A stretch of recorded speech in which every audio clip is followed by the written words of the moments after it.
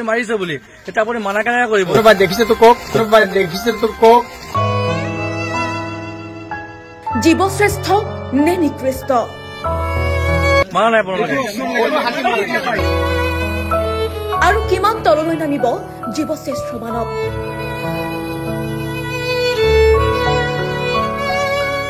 প্ৰথমে চাই লওক এই দৃশ্য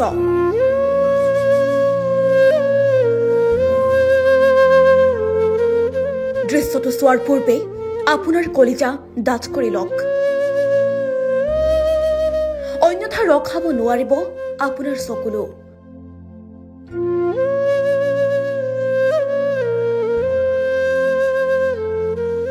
নিমাত নিষ্পাপ জীৱৰ ওপৰত চৰম নিৰ্যাতন অমানৱীয় ধিক্কাৰজনক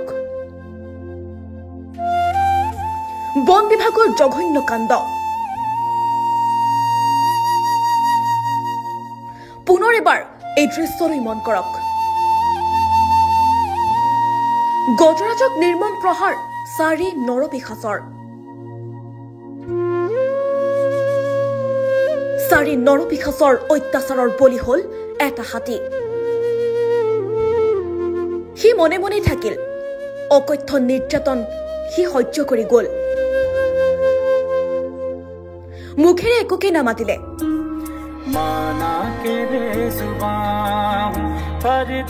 দৃশ্য দেখি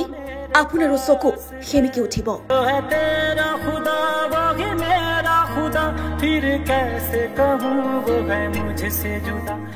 বনৰীয়া জীৱ জন্তুৰ নিৰাপত্তা আৰু সুৰক্ষাৰ বাবে থকা বন কৰ্মচাৰীৰ নিৰ্যাতনৰ বলি হৈছে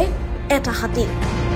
তেজপুৰ বন বিভাগৰ এনে ঘৃণনীয় কাণ্ডৰ বিৰুদ্ধে এতিয়া ওলাই আহিছে শতাধিক ৰাইজ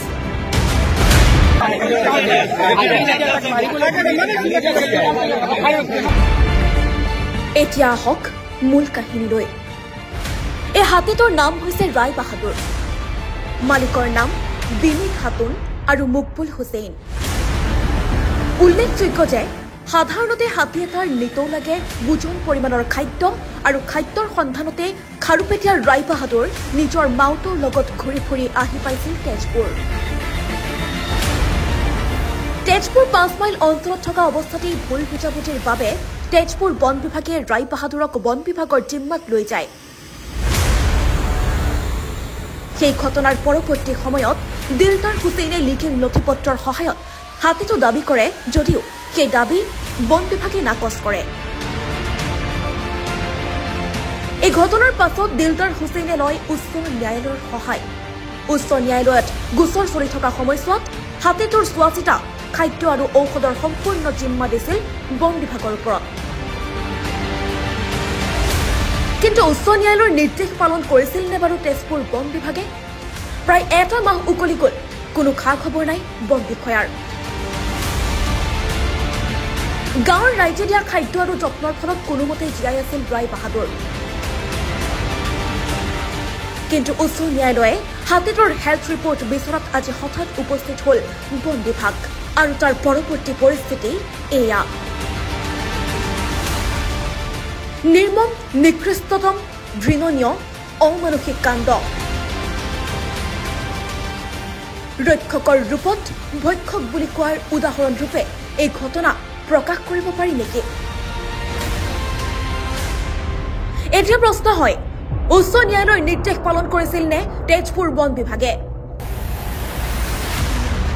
জিম্মাত থকা এটা পোহনীয়া জন্তুক এনেদৰে নিৰ্মম প্ৰহাৰৰ অধিকাৰ ক'ত পালে বনকৰ্মীয়ে জীৱ জন্তু সুৰক্ষাৰ বাবে পোৱা চৰকাৰী দৰমহালৈ এনে নিৰ্মম মানসিকতাৰ বিষয়াৰ শাস্তি কি হ'ব লাগে বন বিভাগে এই সন্দৰ্ভত কি ব্যৱস্থা গ্ৰহণ কৰিব সেয়া সময়তে লক্ষণীয় হ'ব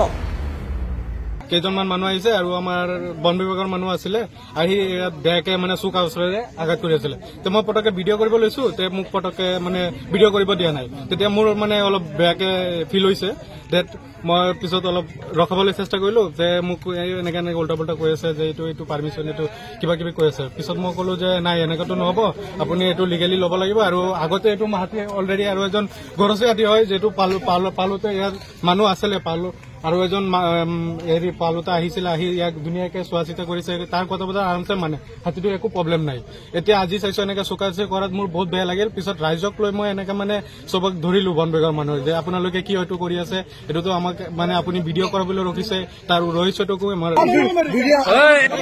ইয়াত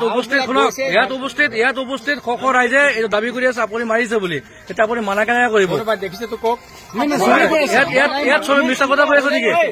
ইয়াত চব মিছা কথা কৈ আছে নেকি? বিলাক গৈছে তাৰ ভৰি বান্ধিবলে, মাহুতক যেতিয়া মাৰিবলৈ নিজৰ চেফটিৰ কাৰণে শ ৰাইজে উপস্থিত আছে, মিছা কথা কৈ আছে নেকি? হাতী মৰা নাই, মাৰা নাই আপোনালোকে? তেজপুৰৰ পৰা মতিউৰ ৰহমানৰ সহযোগত নিউজ ডেস্ক ৰিপৰ্ট, প্ৰতিবিম্ব লাইভ।